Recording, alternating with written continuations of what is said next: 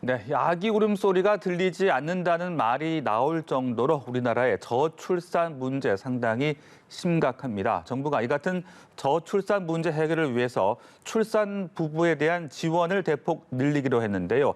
자세한 내용 취재 기자 연결해서 들어보겠습니다. 나경열 기자.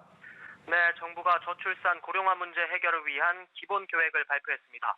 우선 내후년 2022년부터 생후 12개월 이내 자녀가 있는 부모가 석 달의 육아휴직을 사용하면 엄마와 아빠에게 각각 월 최대 300만 원까지 지원합니다.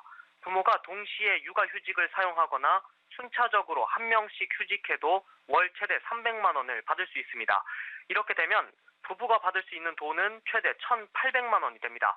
자녀 한 명을 낳았을 때 월 최대 150만 원까지 지원하던 육아휴직 지원금 규모를 2배로 확대한 겁니다.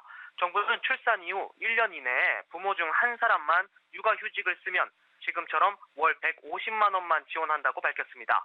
부모가 모두 육아휴직을 해야 더 많은 지원금을 받을 수 있게 되는 건데요. 출산과 육아의 부담을 부모 중 한 사람만 짊어지지 않도록 하기 위한 겁니다. 정부는 육아휴직을 국민의 보편적 권리로 만들기 위해 임금 근로자는 물론 특수고용직, 예술인, 자영업자 등 모든 취업자가 육아휴직 혜택을 받도록 할 방침입니다. 육아휴직 급여의 소득 대체율도 높이기로 했습니다.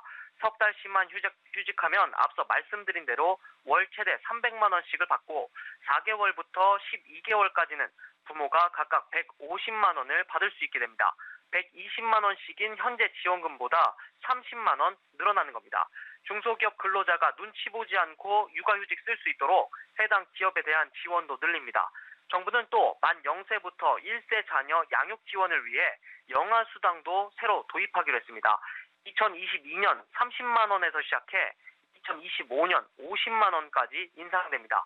또 내후년부터 출산하면 정부가 200만 원을 지급하는 첫 만남 꾸러미 제도가 도입되고 임신부가 사용할 수 있는 국민행복카드 한도도 60만 원에서 100만 원으로 늘어납니다. 정부는 다자녀 양육에 대한 책임을 국가가 나눠줘야 한다며 다자녀 가구 지원 기준도 3자녀에서 2자녀로 바꾸기로 했습니다. 이와 함께 내년부터 2025년까지 다자녀 가구 전용 임대주택 27,500가구를 공급합니다.